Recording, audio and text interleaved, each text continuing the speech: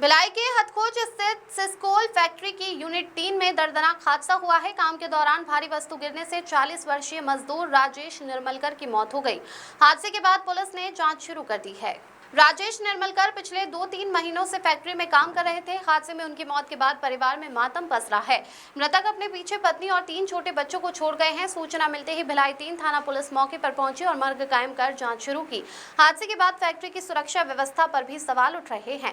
वहीं भाजपा नेता नागेंद्र सिंह के हस्तक्षेप के बाद कंपनी प्रबंधन ने परिवार को 20 लाख रुपए का चेक, अंतिम संस्कार के लिए 1 लाख रुपए और हर महीने 15,000 रुपए आर्थिक सहायता देने की घोषणा की है। फिलहाल पुलिस हादसे की वजह और संभावित लापरवाही के पहलुओं की जांच कर रही है।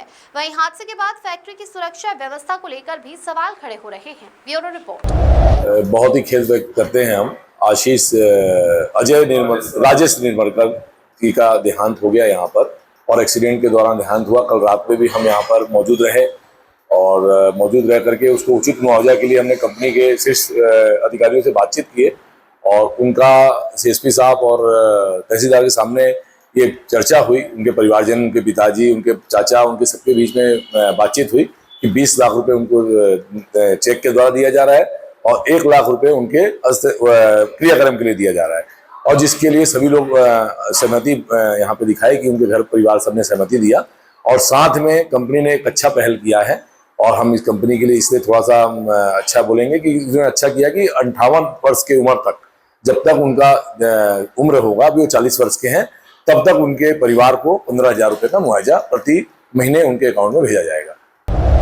घटना में श्रमिक की मौत हुई थी और उसके बाद कंपनी प्रबंधन द्वारा क्या सहयोग परिवार को दिया जा रहा है, क्या मुआवजा दिया रहा है? जैसा कि आप लोगों को ज्ञात है, कल एक दुर्भाग्यपूर्ण घटना हो गई जिसमें हमारे एक श्रमिक, सप्लाई श्रमिक की राजेश निर्मलकर दुर्भाग्यपूर्ण ढंग से निधन हो गया उनका।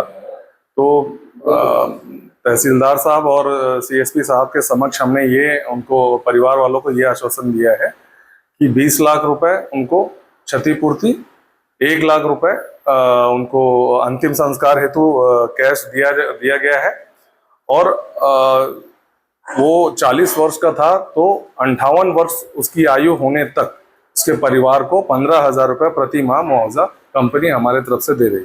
उसके अलावा उसको पीएफ प्रोविडेंट फंड से और ईएसआईसी से जो कंपनसेशन होगा वो अलग से है।